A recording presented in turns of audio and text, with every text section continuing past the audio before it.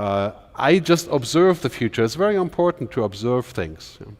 There's a great saying in China that says, if you want to know about the future, ask your children. Because children are not busy running companies or making money. They experiment, they play, they try things. Right? And in the financial industry, it's increasingly important to know about the future. Because you're not investing in what has been. Right? You're going to invest in what will be.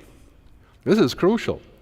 And now today, the speed of change is absolutely mind-boggling. Right? I mean, just sit down for half an hour, you're like, I can't believe this is actually possible. You know, science fiction has become science fact. Self-driving cars, automatic language translations, Barbie dolls connected to the internet. Right? Did you see that the other day? There's a Barbie doll that talks to you like Siri or Cortana, where kids are learning to speak with the cloud, whatever that is supposed to do, I don't know. But science fiction is science fact. If you don't know about the future, you will be exponentially left in the dark. And especially when it's about money. While we can't predict the future, we can observe it, we can understand it. And this, by the way, is the number one thing that sets us apart from machines. Keep that in mind. That machines are going to be so powerful, there will be not a science fiction movie we can quote to describe it. In 7 years, the first machine, roughly, will have the power of the human brain in terms of computation. That's 40 quadrillion calculations per second. In 2050, one computer, the most advanced computer, will have the capacity of all human brains. That's 10 billion at that point. We will have machines with an IQ of 50,000. And they will cost as much as my iPhone. So we're going to a world where machines will be very, very powerful. But you know what they can't do? They can't really be human. They cannot understand human. They can read humans, yes, but it's quite different to be human. Machines are calculating with zeros and ones, obviously, for the time being. And they will be so powerful they can look at 1 trillion data points and come up with a solution. We can't do that. A doctor that wants to keep up to date has to look at 8,500 new oncology studies a week. Right? Imagine you have a doctor treating cancer. How are you going to read 8,500 oncology? It's impossible. The computer reads, IBM Watson reads 1 million books in a minute. But does the computer understand human relationships? Does it know about trust, values, emotions? If you picture the computer as one linear stream of intelligence, that stream will go on an exponential curve straight into the sky in the next 10 years, like unlimited, essentially. But picture human intelligence. It's like we have 1,000 streams of intelligence. Right?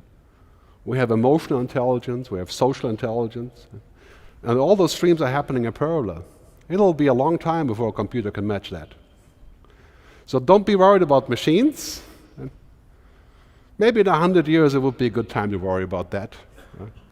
But I think what we need to do is we need to understand the machines also and see what they can do for us, because if we don't employ technology to get better, we'll be left behind. So that's point number 2, understanding. The third one is imagination. If I would ask you today, what does your business look like in 5 years? Do you have an answer? That's the question you must answer today, because the 5 years will happen in 2 years, in 18 months. Much quicker than you think. Years ago when I was on the internet, I used to be a musician and producer. Then I went on the internet doing digital music. And then we went through this whole transformation. And we talked about the paperless office. Remember the paperless office? It didn't happen. And why is that? Because it wasn't ready, but today it certainly is happening. Right? As Bill Gates once said, sometimes we think it's going to happen much quicker, but then when it does happen, it's much bigger than we ever thought. It's very important to imagine what that future looks like. The next one, the final one, is to develop foresights. Not predictions, foresights. Foresights mean you know for sure that this will happen in 5 years, and then you can act accordingly. Here's a key foresight. We're looking at the end of oil. This is a certainty. It's just as certain as I used to be in the music business looking at CDs and downloads and how we buy music. And we said in 1999 that music is moving to the cloud. Yeah? The cloud means, you click on a button and it plays. No plastic, no CDs. Right? So what do we have today? 100 million people paying $10 a month for things like Spotify and listening, of course, free on YouTube. That's 1.6 billion people. Right? Music is in the cloud. So you have to have foresight, because when you understand, for example, in the energy business, in 20 years, we'll be able to supply the world's energy from solar power. 20 years, that's the estimate. So who in their right mind would invest in gas pipelines now? Let me answer that question. Right? No matter what the president thinks about this, that is foolish. Right? Yes, it can be done. There's enough gas around for everyone. But it's not going to be a business. In fact, most of the oil companies have already decided they're leaving the oil business. Shell and ExxonMobil have transition plans. Right? The state of Saudi Arabia has announced they're going to transition away from oil. I don't really know what that means, probably to golf or something, right? Because what else are they going to do there, right? It's kind of a tough proposition to be in. But so imagination, develop foresight. And here's the bottom line of this: the future is already here. We missed it. We just haven't paid attention to it. It should be 5% of your time. If you can make it 10%, is to look at the future. Things are not already here. If you're in the money business, that's essential. So I once worked for a company that makes satellites, shoots them out to space to do whatever they do up there. And if you shoot a satellite in space, you must decide 15 years into the future what this thing is going to do when it's up there, because you can't go back and then, In investment business, you need at least 5-year foresight. That's not prediction. This is just understanding. And right. Then I want to say, I wrote this before Donald Trump, but anyway, it's still true. Right? The future is better than we tend to think. You wouldn't believe how many people I talk to that say the future really is, I'm worried about the future. Right? But the fact is, if you're looking at this graph, it's a little bit hard to see. We're going to make the slides available for download later so you can look in more detail. The positive thing is extreme poverty has declined, education has increased, literacy has increased, democracy is on the rise, child mortality, vaccination, everything being solved. You know what the next thing is that we're going to solve? Energy, right? Water, food, diseases, solving by technology. There will be many side effects of doing that solving, which we'll talk about as well. Right? But the future doesn't look bad.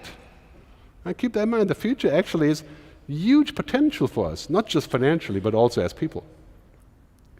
So it's very important to keep in mind, as the former Secretary of Health said in the US, we're continually faced with a series of opportunities disguised as insoluble problems.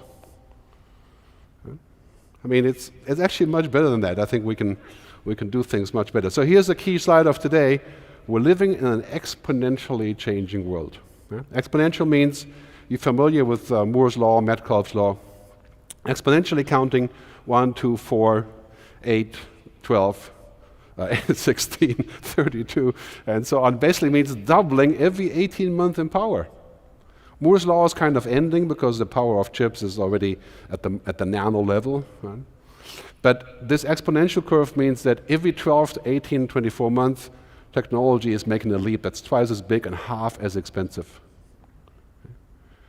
Now, if you're at 0.01, the beginning of the curve, you double to 0.02, it's nothing, right? You won't even notice. But now we're at the pivot point. Right? Don't be mistaken for a second here. We're at the takeoff point, which means in 7 years, we're 30 times as far along in technology as today. The kids of my kids will never know how to drive a car themselves. They will just go into a computer car. Right? They will never know what a CD looks like or a DVD. In fact, today, if you buy a CD for Christmas and give it to your kids, they'll call a therapist. Right? Because you're from the past. Right? So exponential change, and this will be, if you're not familiar with this, it will be detrimental if you don't expect this. And the military calls this VUCA, right? You've heard about the term volatility, uncertainty, complexity, and ambiguity. That's our future. Don't expect any different any time soon. Right? We have to learn how to live with that and how to react to it. That's not necessarily a bad thing. It's just we have to realize the world isn't going back to more secure environments. So there's great opportunity in this exponential curve if we understand it. And this is our challenge as people. People are not exponential. Right? I mean, we are limited. We have to sleep. We have to eat. Right? We have downtime. We can't plug in some more CPUs up here. Right? I mean, at a certain point, we're just who we are. We're just people. Right? We're linear. We shouldn't expect to be exponential, and don't make yourself work exponentially. That will kill you. Right? Multitasking doesn't work. Computers can do that. We can't do that. Right? So it's very important to keep in mind the difference between being human and being a computer. So when I was in the music business, I was part of the first wave of disruption. I was in the Bay Area involved with Napster and MP3.com and many other companies in the 90s. And the record companies, in their wisdom, said that they wouldn't support the internet. Right? Because, of course, the internet would make distribution very cheap. Right? And what happened, as you know now, Spotify is, what, $10 a month? How many songs do you have? I think 21 million songs on Spotify. Right? You used to buy a CD for $20. There were 12 songs on it. And now I buy Spotify for $10 and it's 21 million songs. So the song is worthless, right? It's basically free. Disrupt it. Can you make money in the music business? Absolutely you can, but you're not going to do it by selling music. Music is basically just the reason to be there. So take a look at the media business and the first waves of disruption, phone companies, internet access, e-commerce, and on top of that wave right now is the car companies. 7 years ago we did a workshop with the CEOs of a German car company. I will not tell you which one, but you take a wild guess. We're sitting around the room and saying, well, the future of the cars is really, first, kids don't want a car. They don't even get a driving license. In most major cities in the US, driving licenses are declining. Then there's sharing cars. Then there's electric cars, self-driving cars. In Norway, 37% of all cars are electric vehicles. I know it's far away, but still it's an interesting status. Basically the thing is, in the future, in 10 years, right, very few people will buy a car with a gas engine. And a lot of people will share their car. I mean, this is unthinkable for a German, of course, as to share your car, because he would never do that. Right? But we can learn from this industry. Today, that company that we talked to 6 years ago, they wish they wouldn't have laughed about this idea of electric vehicles and autonomous cars, because that's the number one initiative. Who is the leader in the car market now? Right? Tesla, Google, Toyota, because they have gone all the way, and maybe General Motors to some degree. And after that is the Germans. Right? They're going to have to pay billions to catch up, and they will catch up, but it's going to be painful. Right? The entire operating system of autonomous cars is Silicon Valley. It's not BMW. There's a lesson to learn. So we can learn something from this, right? Because financial services are next. I'll put you right here on the wave, right up here. Right? You're following the car guys into the wave of transformation. How do people asset their money? How do they manage their money? How do they manage their wealth? How do they do their banking? Will dramatically change because of technology. And some will be great, and some other ones will not be so great. For example, decline of margin and price pressure and all these kind of things, right? But if you understand what's coming, you can formulate a piece of action. It's very important to understand that we're not going from today into the future by applying various band-aids and fixes. That's called innovation, right? We're going from the future backwards, right? Understanding what the future is and then transforming. Right? I mean, car companies is a great example. All the major German car companies are now saying, well, we're not going to sell cars in the future. Right? We're going to sell mobility.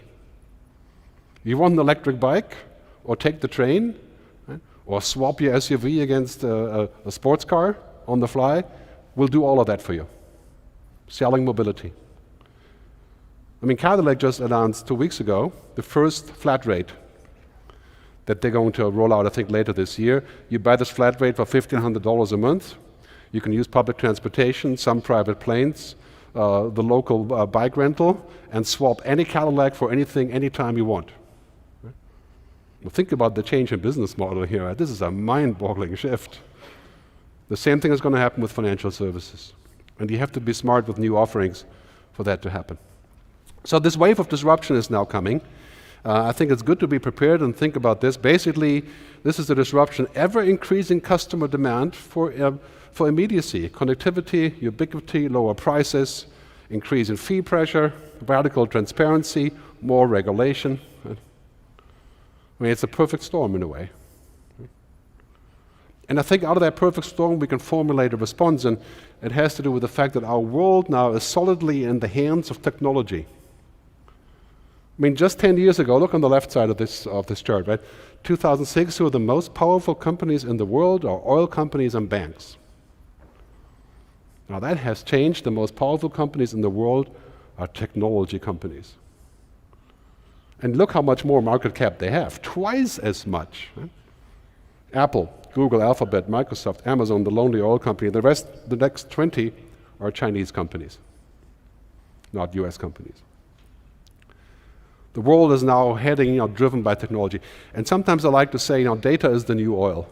I said this first 15 years ago.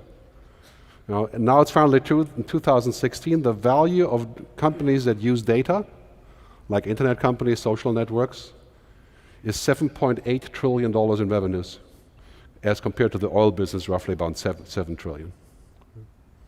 So this is really important when you think about oil, think about data and what you're going to do with this. Basically, they have this full convergence. Financial institutions are becoming tech companies, and digital platforms are becoming financial service providers. So you're no longer just in the money business, you're also, in a way, in a technology business. This is why DST is going to help you, hopefully, with that becoming a technology-oriented company. It's very important to think about this as the future. And basically, good enough is dead. Remember years ago when we started having Netflix in the US? People were saying, like, why do I have cable television if I can get internet access and Netflix and Hulu and Amazon? Do I really need regular television? The answer is probably not really, maybe for news and sports, yeah? Okay, so good enough is dead. It's not anymore good enough just to do something right. You have to have new models. So for example, many banks are now using the robo-advisor. It's an online system that you can call in on a messenger, or I'm sure you've seen it, right? And will give you advice. Right now it's not so hot, right? But it will get so good, you wouldn't know the difference to a human. 5, 6 years for that. And of course, you may know the difference to a human, of course, in some ways, but not in terms of information. So here's a map of all the changes happening. I will not trouble you by going through all of them, because it'll be tomorrow morning when I do that. You can take a look and download this later. But the bottom line is, in the financial business, here's some hotspots that are going to be important. Big data analytics, cognitive systems, the blockchain, artificial intelligence, digital money. It's totally clear that in the next 5 to 7 years, money is going digital. Which means we have a global currency that's digital. It's going to be much easier to transact, probably easier to be tracked as well. That's maybe not such a good thing. We will keep cash, I think, because we all like our cash, to do things that we don't want other people to know about, like buying a beer or having a drink or smoking a cigar or something, right? It's not a good thing. We should never do that. But this is basically what's happening. When money goes digital, you know what's happening there, right? Transaction costs dive 90%. Things become more transparent, our logic changes. Compare it to Spotify and the music business. So in this exponential and combinatorial world, basically wait and see means waiting to die. That's one side of the coin, is that we cannot afford to say, well, let's just observe and see like the paperless office, right? Well, we're beyond the pivot point. There's no such thing as waiting. And the flip side is, we shouldn't do everything that technology can do just because it can. I mean, should we go as far as saying that we monitor every single piece of our transactions, how we drive, what we drink, our health data, and monitor all of that to see if we're compliant? Right? That would not be a good idea. That would be George Orwell. So technology has always this side, basically some people say technology is morally neutral until we apply it. So we have to use our judgment correctly there. But just as a mission for today, as you're going through the day, imagine exponential financial services. What would that look like? When I speak to companies and all over the world about how they can improve their business, they're saying we'd like to have 10% more revenue growth, or In Silicon Valley, if you go to people, you know what they're saying? They're saying we're going to make this 10 times better. That's 1,000%. The 10x thinking, Google calls that. What would that look like? In 2020, we're going to have 66% of the world online, roughly 3 billion new customers for financial services. Right now, there's about 3.5 billion online. The biggest banks will be technology companies in 2025, and there's over 8,000 financial technology startups, including what's called RegTech for regulation. Right? 8,000. Right? And they're funded between $1 million and $200 million. They're inventing the future as we sit here. So if you're smart, you know what they're doing, you can collaborate with those kind of companies. Because one thing is for sure, exponential tech is changing all of the segments of asset and wealth management. Client relationships, transactions, and the product itself. But you're in a fabulous position because you're not too late. I mean, if you were Sony Music, you would be just seriously too late.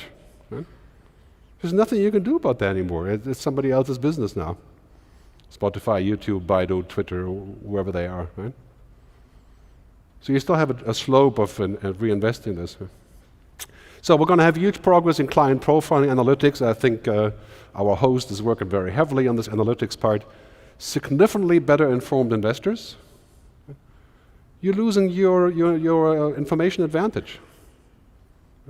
People are not just going to come to you for advice because they can look it up, and they can look it up much better than ever before.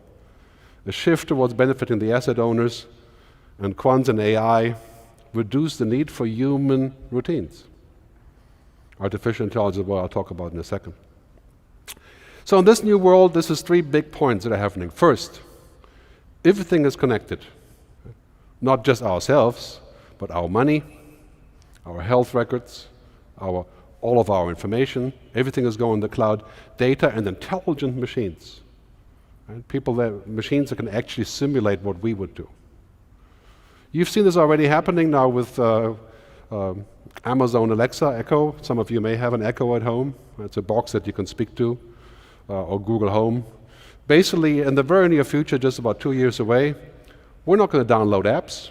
We're not going to do a web browser. We'll just speak to a machine. I mean, it's mind-boggling when you look at what's happening there. Try out Amazon Echo if you can buy one. You basically put it in your living room, then you say, "Hey, what's the weather?" And we'll just speak. You say, "What noise does a whale make?" And it plays the sound, right? I don't know what else is going to ask questions, but it seems like it can do pretty much anything. But very soon you're going to sit down at your office and say, "I got $10,000 to invest. I do not want to invest in the oil business. I want to invest somewhere interesting and future-focused. And what do you suggest?" And we'll just speak to you like a person. That's already working. It's just a little bit geeky still. I mean, that's the future that we're going to see. Data is the new oil, and intelligence is the new petrol.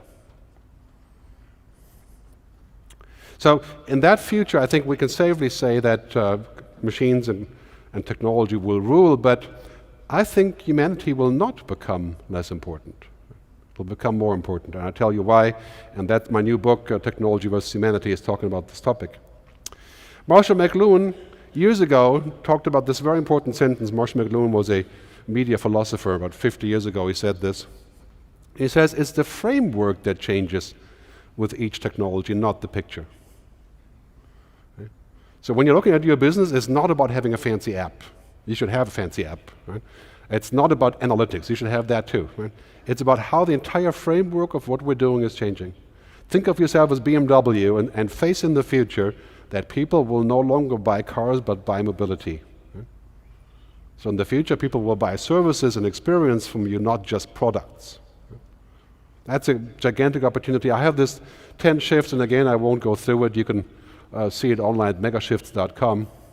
But the most obvious ones we've done already, right? Digitization, mobilization, that's clear. Now there's all these other ones, I'll talk briefly about those, that you have to be aware of. All of these 10 mega trends, mega shifts, are impacting what we do with money. Right? Virtualization, automation, anticipation.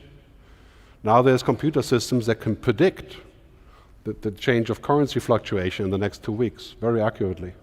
I mean, as you know, of course, this has been going on for a long time, but there's a bunch of components, cloud computing, the blockchain, digital money, that we need to understand. And here's what CXOs are thinking, C-level executives at companies. Number one in the banking industry is thinking about cognitive computing. Machines that can think for us, intelligent machines. And don't think for a minute when I talk about intelligent machines, I'm not talking about Ex Machina, I'm not talking about Blade Runner, right? I'm talking about machines that are not programmed, right? That observe things and give us advice in a completely different way. You may have heard about, of course, IBM, Kasparov, the chess game 12 years ago. That's an old hat, right? Computer beat the guy, world champion of chess. Last year, 2016, the world champion in Go, which is the most complicated game in the world, a Korean-Chinese game, 3.5 trillion moves, possible moves. The computer beat the world champion in Go. And 2 weeks ago, this is the worst, right? Or the best, you could say, right? The computer beat all the world champions in poker 2 weeks ago. I mean, poker is not a logical game, it's a bluffing game, right? How could a computer be good at bluffing? Mind-boggling, right? So that's the number one thing to look at, and I'll do that with you. So when you package all these things together, you get like a formula, right? And this is a short clip by IBM that shows you how they visualize data and how they can change the way that we look at data.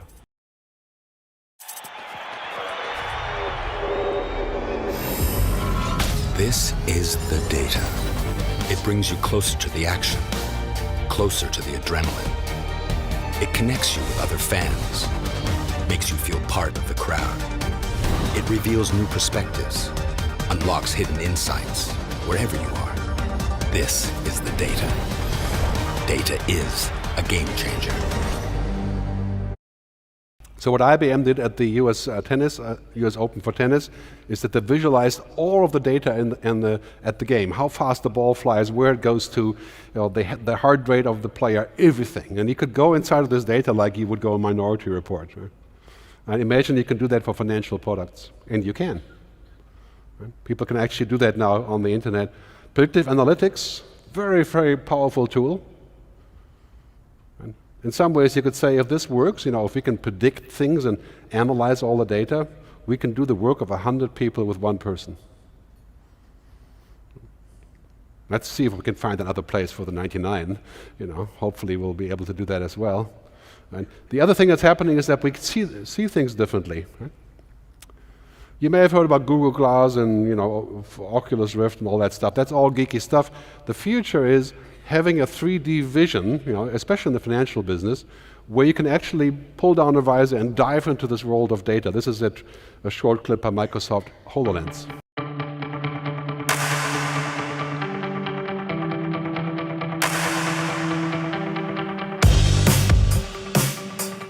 Microsoft HoloLens brings holograms into your real world.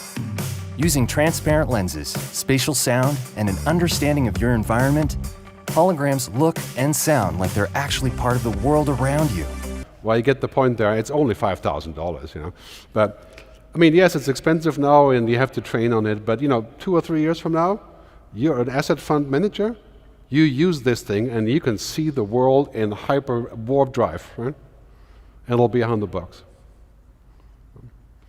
So just like you use a mobile now, when you're on the road, you're going to use this. It's not socially, of course, like hopefully not while you're having dinner, but now we have intelligent digital assistants. We have computers who are playing the role of people, albeit in a very narrow way, but still quite helpful.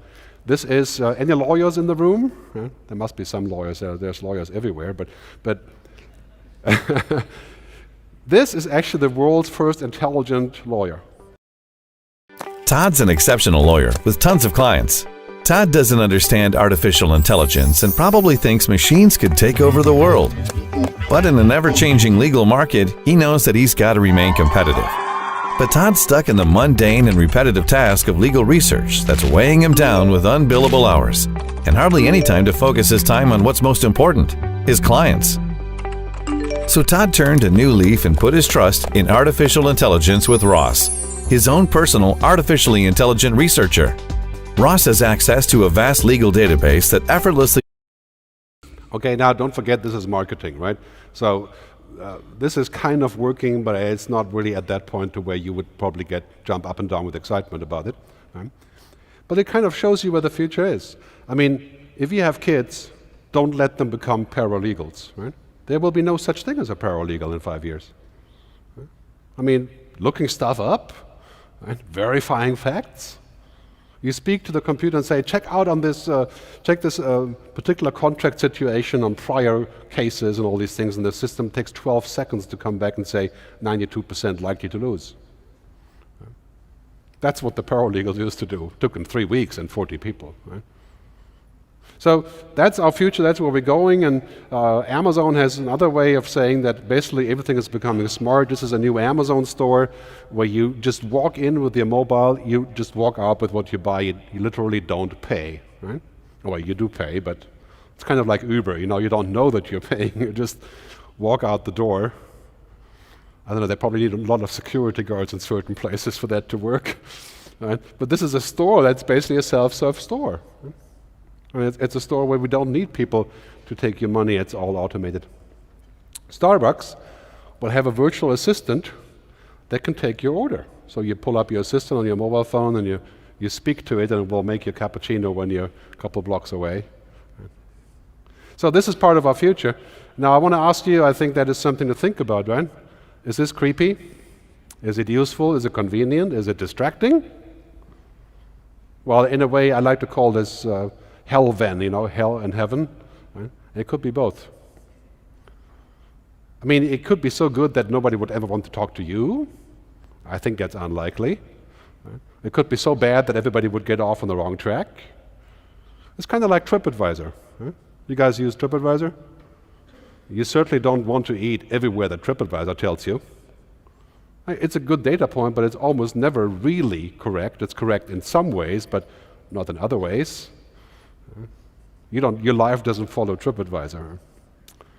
The best example for the mega shift is Uber. You can say what you want about Uber, about social injustice and how the drivers are being exploited and so on, and how they're not paying taxes and whatever. Right? But the bottom line is, Uber has achieved something that you must achieve in the near future, and that's called flow, not friction. Right? It's an absolutely frictionless environment. You hit the button, you see who is driving, you see his license plate, you hop in, you have a nice talk, usually a nice car, you hop out, you don't even know you've paid. Right? That's why they're so powerful. So if you're looking at your financial products, make them flow. Right?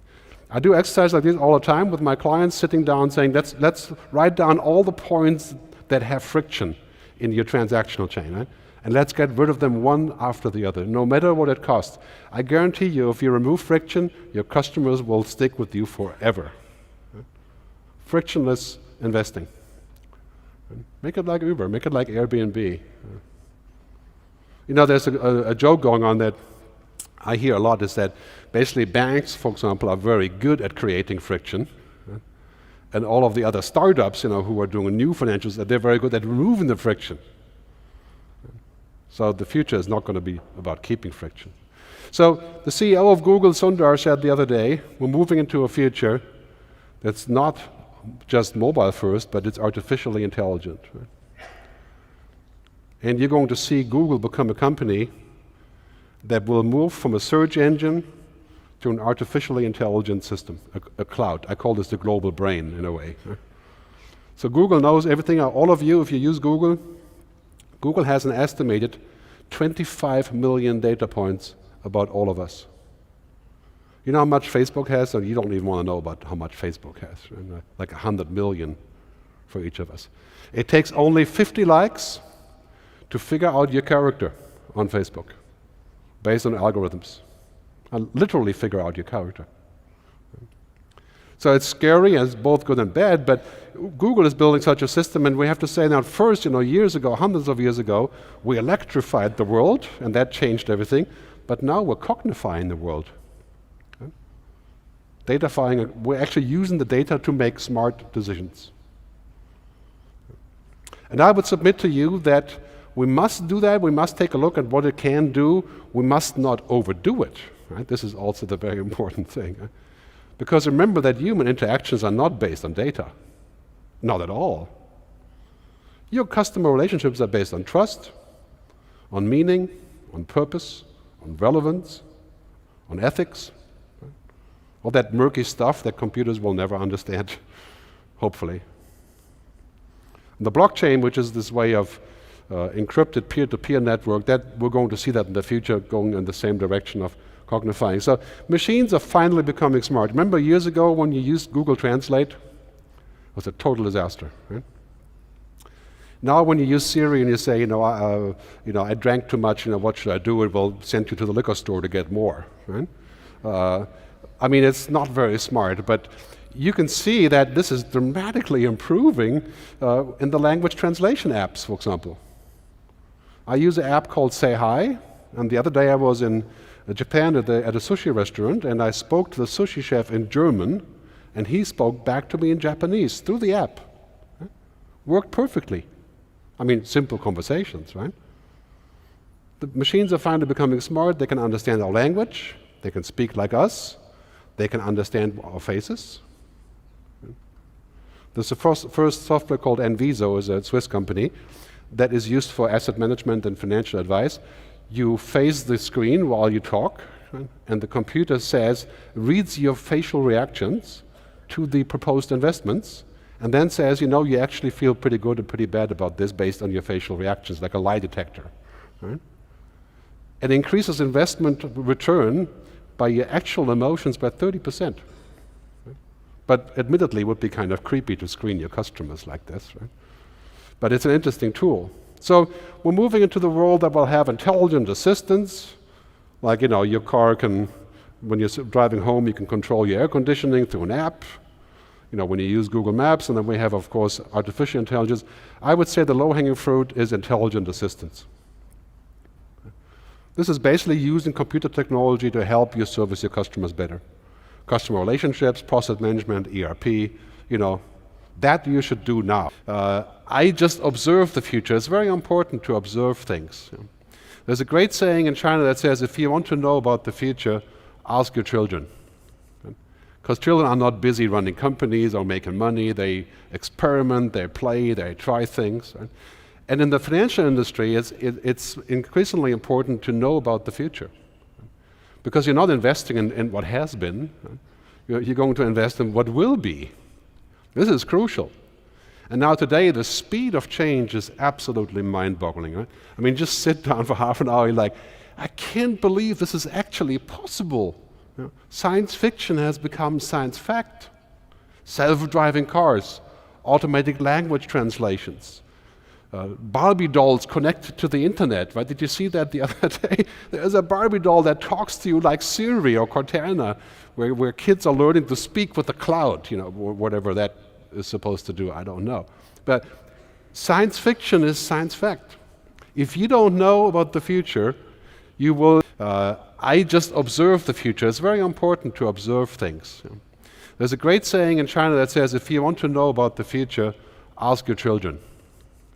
Because children are not busy running companies or making money. They experiment, they play, they try things. Right? And in the financial industry, it's increasingly important to know about the future. Because you're not investing in what has been. Right? You're going to invest in what will be. This is crucial. And now today, the speed of change is absolutely mind-boggling. Right? Just sit down for half an hour, you're like, I can't believe this is actually possible. Science fiction has become science fact. Self-driving cars, automatic language translations, Barbie dolls connected to the internet, right? Did you see that the other day? There's a Barbie doll that talks to you like Siri or Cortana, where kids are learning to speak with the cloud, whatever that is supposed to do, I don't know. But science fiction is science fact. If you don't know about the future, you will be exponentially left in the dark. And especially when it's about money. While we can't predict the future, we can observe it, we can understand it. And this, by the way, is the number one thing that sets us apart from machines. Keep that in mind. That machines are going to be so powerful, there will be not a science fiction movie we can quote to describe that will change banking and financial services and asset management. That is absolutely inevitable. We have to understand this. And I would say right now it's 90% opportunities for us. Yes, there will be lots of things like downward price pressure and new competitors from the tech companies and so on. Right? But understanding this will help us, because this kind of global brain that we're going to see will simply be the future. In many ways, there was a great feature on Time magazine the other day that says artificially intelligent software and bots will power 85% of customer service interactions by 2020. And I would say to you, that's a good thing if it's just trivial stuff. If it's really personal stuff, not a good thing. That's really quite clear, that future. But we're going to see a new relationship of man and machine. A new intertwining of this. And I think that requires us to think about what is a good thing, what do we want, what maybe not want or not quite yet. Because this is the thing, the next 5 to 10 years will bring this convergence of technology and humanity. That's what my new book is about, this whole topic. And I maintain for you that it would not be a good thing for us to say that we become technology. Because this is the thing, ultimately, technology is about convenience. It's a tool. But human relationships are about trust. And we should never forget that we should not automate trust or relationships, because there's no such thing. You cannot automate happiness. To make your customer happy is not a software problem. You can make them very unhappy with the wrong software. But that's very important to keep in mind on this future, because here's the bottom line: technology has no ethics. Technology knows nothing about your relationships. It doesn't care what your values are. It will do whatever. If you tell technology to make as many paper clips as possible, it will make paper clips of all of us if it can. Because that's just what technology does. It's a tool, right? The CEO of Walmart, and Walmart is one of our clients on this future transformation, he says, as the world becomes more digital, it will be our humanity that differentiates us and wins with customers. Now, this is pretty surprising to hear from Walmart, right? Talking about how humanity is important, because they're a giant company, 2.2 million employees. Right? They're a giant machine, you could say in many ways, right? It's very important. As we use technology, humanity will make all the difference. As I like to say, culture, relationships, trust, and humanness eats technology for breakfast. But still, you got to have breakfast. I guarantee you, if you don't have technology to get you to that point to where you can be human, it will be very hard to prove that there's value there. So it's basically a synergy of the two, ultimately, that you need. Now, in terms of our own jobs and our work, and we can discuss it later when we take some questions, but basically you could say that anything that can be digitized or automated will be. Any job that you do that is routine will be automated and digitized. That is digital Darwinism. And the flip side is this: anything that cannot be digitized or automated will become much more valuable. Don't waste your time competing with machines. You can still do that today because they're still pretty bad, right? I mean, to a large degree, that we have to keep an eye on those things, right? 5 years, game over. Let's move up the food chain to do the things that we want to do, right? Which is to create happiness for our customers. That's the purpose of life, as the old Greek have said, right? It's to create happiness, human flourishing. That's our job. It's not our job to give people technology to pretend that we're using happiness. So here's a question I have for you when you think about the future and this exponential future. Which side are you on? Right? Will you be on Team Robot, or will you be on Team Human? This is a key question. And the answer is, you got to use robots, right? I mean, robots are inevitably the place where we can create value and a higher efficiency, but efficiency isn't the purpose of life. I mean, efficiency is just one thing that we do to monetize, to create better things around us and to create better margins and to be more fruitful. It's very important to think about that. There's a big skill disruption coming. I'm sure you're aware of this, and the skill disruption is really number one in the financial industries. On top of this agenda, right? 43% of people in the financial industry says we need different skills to deal with this future. And you know what those skills are? They're not programming. Right? They're not using apps. Right? They're human understanding. And I'll show you in a second what they are. I mean, basically Alvin Toffler, who's a great futurist, he said the illiterate of the 21st century are not those that cannot read or write, but those that cannot unlearn and relearn. In a way, we have to forget about what made us successful. Because in the future, that will still be useful history, right? But in a world of exponential change, we have to relearn, and our kids have to relearn. You know that people are saying roughly 50% of all jobs around the world will be automated by machines. Checkout clerks, fast food, truck drivers. Right? And so the flip side of that is about 70% of all jobs in 10 years haven't even been invented yet. We have to invent them. This is not a bad thing. Well, it just creates a bit more pressure, I would say, but clearly, this graph from The Economist shows where things are going. Right? The blue line is non-routine cognitive work. That's you guys, I would hope. Right? The other blue line underneath is non-routine manual work. That's increasing, because it's very hard to get a robot to fix your toilet. Right? It's very simple for a person most of the time, but complex for a robot, or to cook, or to be a dental hygienist or something would be very difficult for a robot. That is increasing. So anything that's routine, put it on the list to be automated. Right? Fact-checking. Right? Customer service interactions that are trivial. Right? Financial calculations.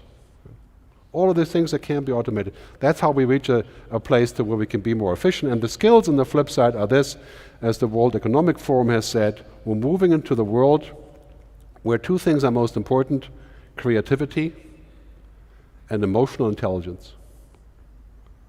This is exactly what we didn't want to have in corporate life for a long time, right? We wanted nobody with emotions. We didn't want creativity. Oh my God, they would mess things up, right? We didn't want naysayers. We didn't want people asking too many questions. Right? And now it turns out that's our future. Because asking questions is a human thing. Picasso once said, computers are stupid. They can only provide answers. It's about asking questions. I mean, try this, of course, when you talk to your clients, the most important moment is when you ask the right question. You hit the mark with the right question. This is very important. Those are the skills. So are you ready for the end of routine? That's what's coming. I would maintain, again, that's a good thing. It may be disruptive, but it makes human factors exponentially more important. Don't be afraid of a future where technology is huge, because that future is certain and it's coming. Right? Let's create a balance of humanity and technology that does this. These 5 points are taken from the positive psychology studies of Martin Seligman, who talked about basically what does make us human is positivity, engagement, relationships, meaning, things that computers don't know. So I think that's where we're headed in this future, because the bottom line is your customer is not a machine, and life is not an algorithm. It's not that simple, thankfully. So it's very important to keep that in mind when we think about software. Now, the most important thing today was mentioned in the speech earlier by Steve. We're moving into a world that goes away from products and commodities to services and, most importantly, to experiences. If investing with you is an experience, I'm going to stick with you. Because an experience is what makes us human. Right? People love experiences and all these things that make us human. I come back to the beginning, to our volatile world that has only become more volatile recently. That's something we have to deal with. So how do we respond in a world of exponential change to this? I think we have to flip the VUCA, what I call flip the VUCA, right? And respond with velocity, with unorthodoxy, with co-creation, and by using abundance. And this is why it's so great to have an event here, because we can increase our speed, we can collaborate, come up with new ideas. I think the most important one of this is unorthodoxy. Come up with something that your clients will say, that is fantastic, I wish somebody would have thought of that earlier. Just a trivial example, because I travel a lot. The other day, when I fly with Lufthansa, it's 24 hours check-in, when you can check in on your seat and do all these things, right? And so Emirates, which is the biggest airline in Saudi Arabia, flying east from Europe, right? You know what they did the other day? They said, hey, there's no reason why it has to be 24 hours. It's 72 hours for the check-in. Right? And how much does that entail in terms of change? I don't know. Unlikely to be a big deal. Right?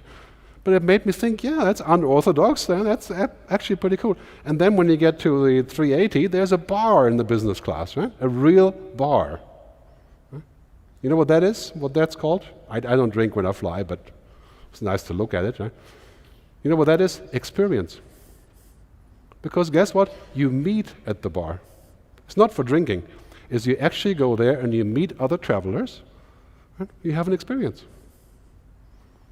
I may not care for that when I'm flying. Now that all depends on how you like to fly. Right? Certainly not for the drinking, but that is something that we have to think about. So flip the VUCA, right? Respond to this uncertainty. So I want to leave you with a quote from David Bowie, who was a bit of my mentor when I grew up in the music business, who said that the future belongs to those that can hear it coming. I think this is the most important thing when you're in your business. You have to hear the future coming. That gives you time to react and respond to it. Thanks very much